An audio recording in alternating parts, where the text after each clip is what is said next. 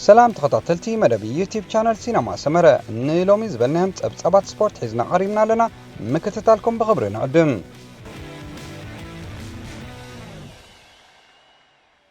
ኣብ ዓለማዊ መሰልጠኒ ማእከል ደቡብ ኣፍሪካ ተሓቂፈን ኣብ ልምምድን ውድድርን ዝርከባ ኤርትራውያን ተቐዳድምቲ ብርክቲ ፍሳሐየን ዳናይ ፀጋየን ክካየድ ኣብ ዝቐነየ ውድድር ቀዳማይን ካልኣይን ተርታ ብምሓዝ ተዓዊተን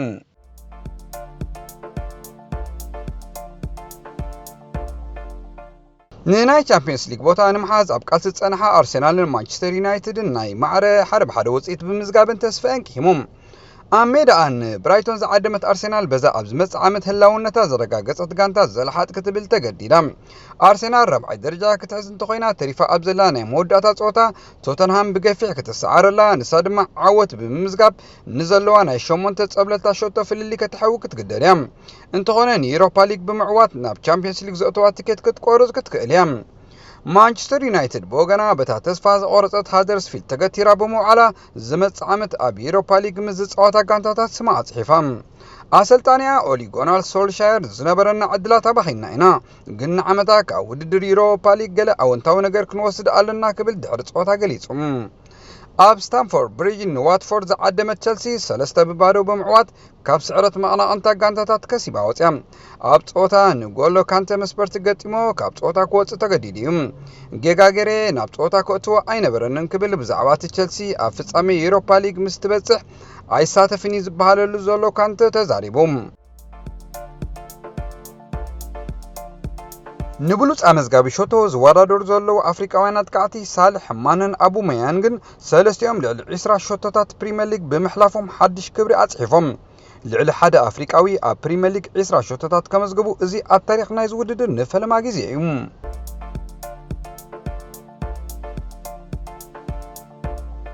ማንቸስተር ዩናይትድ ደገፍታ ንስልማት ሰርማት ባስቢ ዝበለጸ ተጻዋታይን ዝበለጸ ሸቶናይ ዝዓመት ክመርጹ ብትዊተር ኣብ ዝተወከሰትሉ እቲ ስልማት ንሓደ ኸይወሃብ ይጠልብለዉ ብብቕዓት ናይ ዛጋንታ ዘዓገቡ ደገፍቲ እቲ ስልማት ዝግብኦ ተጻዋታይ ከም ዘየለን ሎማ ዓመት ከይተዓደለት ክትሓልፍ ዝጠልቡ ብቁጽሪ በርኪቶም ኣለዉ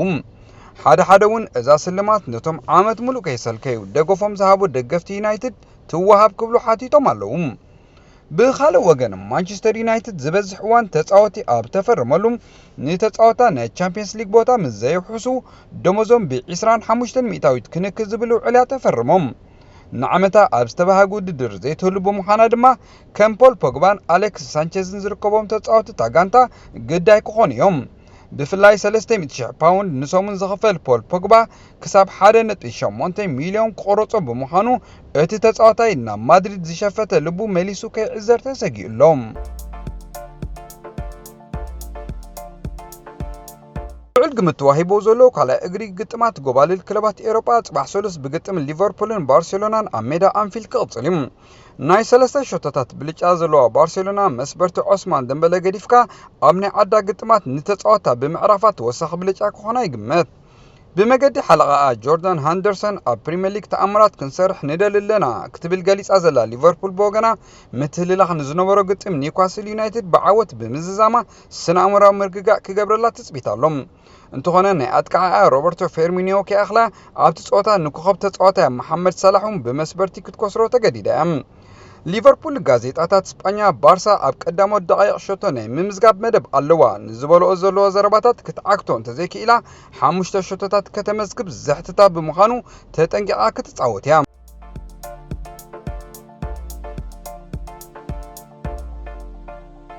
ማንቸስተር ሲቲ ኣብ ሜዳ ኢትሓድ ስታዲየም ንሌስተር ሲቲ ዓዲማ ኣብ ዘካየደቶ ጾታ ጸቢብን ኣገዳስን ናይ ሓደ ብባዶ ዓወታ መዝጊባ ኣብዚ ናይ ሞትን ህይወትን ኣገዳስነት ዝነበሮ ጾታ ማን ሲቲ ኣብ ቀዳማ እብረ ንጾታ ብምቁጽጻር ተደጋጋሚ ንልዳት ሌስተር ሲቲ ክትጽጉዑ ተራእያ ሰርጂዮ አጉዌሮ ኣብ መበል 32 ደቂቕ ዝፈተና ሓደገኛ ኩዕሶም ሓላው ልዳት ፒተር ሽማይክል ሙሉእ ሕንጻጽ ከይሰገረት ክመልሳ ዝኽኣለ እሞ ዳኛ ናይቲ ጾታ ማይክ ዲን ብሓገዝ ሰዓቱ ሸቶ ዘየጽልቓ ፈተነ ድማ መግለጺ ናይዚያ ነይራ ጾታ ማዕረ ባዶ ብባዶ ንዕረፍቲ ምሪሖም ነጥብ ምኽሳር ማለት ሊቨርፑል ን29 ዓመታት ሃረር ዘበለታ ዋንጫ ምርካብ ማለት ዝተረድኡ ተጻወትቲ ሲቲ ድሕሪ ዕረፍቲ እውን ሸቶ ንምርካብ ንልዳት ሌስተር ብተደጋጋሚ ንልዳት መጋጥምቶም ካሕኩሑም ሌስተር ሲቲ በወገና ብቕልጣፈ መጥቃዕታ ብመልሰ መጥቃዕቲ ሓደገኛ ነይራ أما بل 7 دقائق متاعو زيفلت أزولون نلعل 10 عامت مالياسيتي لبسن حلقة غانتا فينسنت كامباني كابشو مالت كابروحو أظهار ما كعسو مساكي عد حر مصنبارا نسيتي مريحنة تحيزوام بدحر زيز توسخ شوتو بزي منبارو دما مانشستر سيتي أقدستي 3 نقط بكسيبا مريحنة كتركب كي إلى لام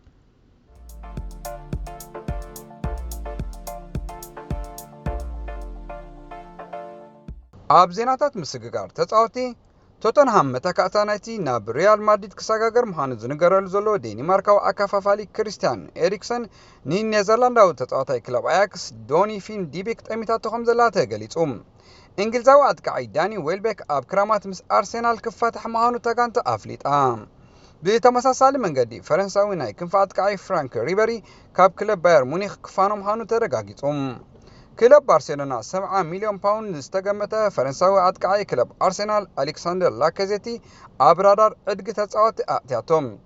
أسلطاني تشيلسي ماوريزيو ساري حلفت كانتو نوع اللقاح أرجنتيناو أتقعي غونزالو هيغوين ناقوم نتكلو طوتا محسينو بأقوما كريشاو أكفافالي لوكا مودريتش زي عقبة أسلطاني ريال مادريد زين الدين زيدان نتي تشلامي بالون ديور زخونة تتصاوتاي ناب عدقا كورد 5 غلطة نجيروم كلب نابولي قبل علي تولادي مكسيكو زخونه ناي كنف أتقعي كلب بي اس في هارفينغ لوزانون انجليزاونا كنف تخلخلاي كلب توتنهام كيران ترابين تقدسنا تحدير خمزلا علام تاغانتا كارلو انشيلوتي حبيروم بكلب أرسنال كدلز انها فرنساوي ناي كنف أتقعي كلب نيس آلان سينت ماكسيمين ناب كلب اس ميلان كقعز بهاق خمزلو تفليتهم أموداتا زعامت سبورت نيتشلسي حقوق كيبا مخانو زغلصه انجليزاو تخلخلاي كاري كاهيل ني أسلطاني تاغانتا ماوريزيو ساري زخون كبرت كم زيبلو غليصم سكوتلانداويت كلب سلتيك بورتغالو علامي هوزي مورينيو نخسلطنا عدما قريباتلو تباهيلوم كبرات تخاتلتي مدب يوتيوب channel سينما سمره نيلو معلتي زبلنايم صبصبات سبورت ابز ودينا لنا صباح بخالي رخبنا سسنايوم